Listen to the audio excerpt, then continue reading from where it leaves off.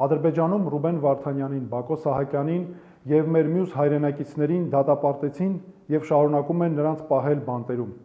որովհետեւ նրանք հայ են։ Այդ գործերով մեղադրական եզրակացությունները հասնում էին հարյուրավոր էջերի։ Ահաբեկչություն, ագրեսիվ պատերազմ, մարդկության դեմ ուղղված հանցագործություններ, ցեղասպանություն, ավելի քան 2500 դրվագ, ռազմական տրիբունալ, փակ նիստեր, գործի նյութերին հասանելիության բացարձակ մերժում։ Եկեք հեռացնենք հարյուրավոր էջանոց աղբը,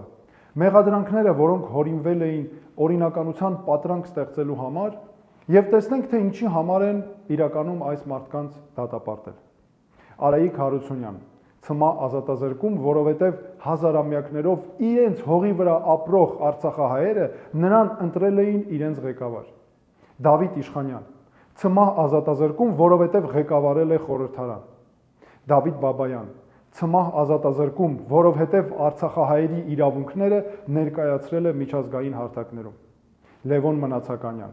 Ցմահ ազատազրկում, որովհետև իր հայրենակիցներին պաշտպանել է ոչնչացումից։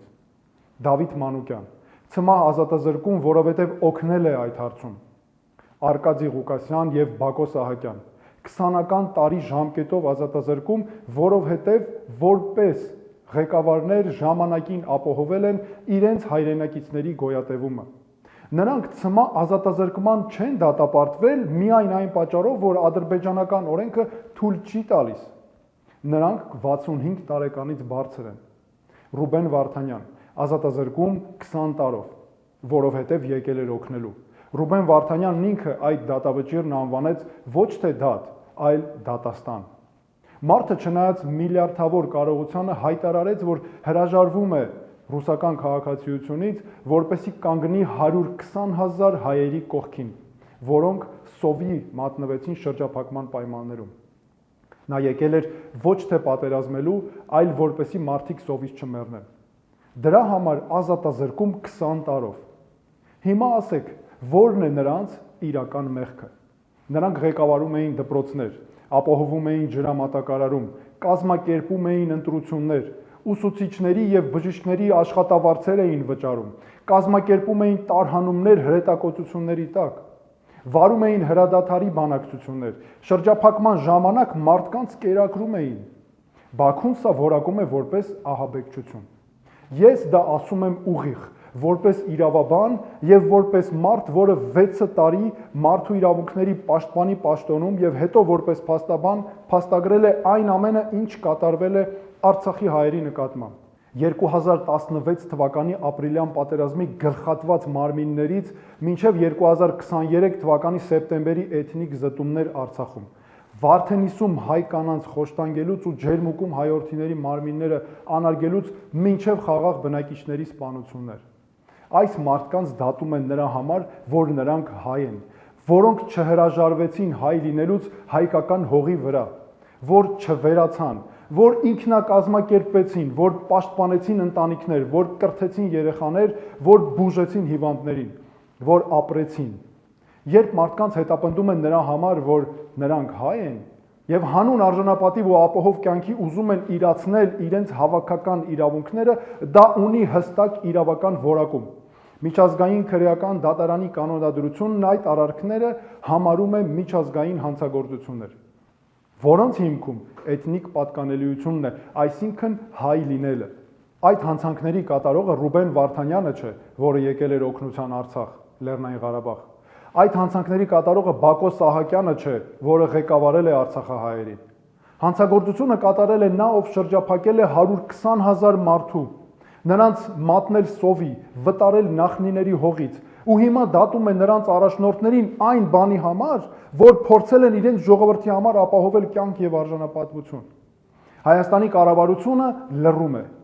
Արկադի Ղուկասյանի եւ Բակո Սահակյանի վերաբերյալ դատավճիռները հրապարակվեցին ճիշտ նույն ժամանակ, երբ Նիկոլ Փաշինյանն ու Իլհամ Ալիևը Աբու Դաբիում միասին խաղաղության մրցանակ էին ստանում։ Կառավարությունը շաբաթներով չի կարողանում ձևակերպել դիրքորոշում մեր այն հայրենակիցների նկատմամբ Ցմահ ազատազրկման դատավճիռների վերաբերյալ, ում անվտանգությունը հենց այդ կառավարությունն էլ հանձն էր առել պաշտպանել։ Այնուհետև Իլհամ Ալիևը բացահայտ հայտարարեց, Ոչ մի հնարավորություն չկա Արցախյան կամ Լեռնային Ղարաբաղի առաջնորդների ազատ արձակման համար։ Եվ Երևանը դա ընդունեց որպես իրողություն։ Այս լռությունը չեզոքություն չէ։ Այսպիսի դեպքերում, երբ պետությունը լռում է սեփական քաղաքացիների դատավճիռներին ի պատասխան, ուրեմն համաձայն է, ուրեմն համերաշխ է այդ մեղադրանքների հետ։ Ընդունում է, որ Արցախի կամ Լեռնային Ղարաբաղի հայկական ինքնակառավարումը հանցագործություն էր, որ հայ լինելը Շուշիում պատժելի էր, որ Ստեփանակերտում դպրոց կառուցել նահաբեկչություն էր։ Ես սա ասում եմ ոչ միայն որպես իրավաբան, ոչ միայն որպես մարդու իրավունքների նախկին պաշտպան, ոչ միայն որպես քաղաքական գործիչ, ես սա ասում եմ որպես հայր եւ որպես որդի։ Եթե այսօր հայերին դատում են, որովհետև նրանք հայ էին Շուշիում ու Ստեփանակերտում, վաղը նույն հիմքով կփորձեն դատել մեզ, որովհետև հայ ենք Մարտունիում ու Գյումրիում, Արարատում ու Երևանում։ Այս դատավճիռների հիմքում ադրբեջանական իշխանությունը դրել է պարզ տրամաբանություն։ Հայ լինելը, հայկական ներկայությունն ինքնին հանցագործություն է։ Եվ նրանց այս տրամաբանությունն աշխարհագրական սահմաններ չունի, տարածում են այնքան, որքան ուզում են, որքան կստացվի ու որքան կարող են։ Եվ դրան տարածվել թույլ է տալիս Հայաստանի Հանրապետության լռությունը։ Պետության լռությունն այս դատավճիռների հարցում ոչ զգուշավորություն է, ոչ էլ դիվանագիտություն։ Դա միայն ամոթալի վախկոտություն ու խայտառակություն չէ, դա ավելի վատ է, դա քայլ է դեպի ինքնաոչնչացում, որովհետև պետությունը, որը համաձայնում է, որ իր քաղաքացիներին կարելի է դատել նրանց ինքնության համար, վաղ թե ուշ դադարում է լինել պետություն։ Այն դառնում է պարզապես տարածք։ Մենք ունենք գործիքներ, Միավորված ազգերի կազմակերպություն, ՄԱԿ-ի արդարադատության միջազգային դատարան, մարդու իրավունքների եվրոպական դատարան, ՄԱԿ-ի կամայական կալանքների հարցերով աշխատանքային խումբ, ԵԱՀԿ մեխանիզմներ, շվեյցարական խաղաղության նախաձեռնություն եւ այլն։ Դրանք գոյություն ունեն, դրանք գործում են, դրանք պետք է օգտագործել ամեն օր, գիշեր, ցերեկ, համակարգված մասնագիտական աշխատանքով։ Բայց գործիքներ օգտագործելուց առաջ պետք է մեր մեջ գտնել կամք ասելու համար մի պարզ բան. մեր մարդկանց դատում են նրա համար, որ նրանք հայ են,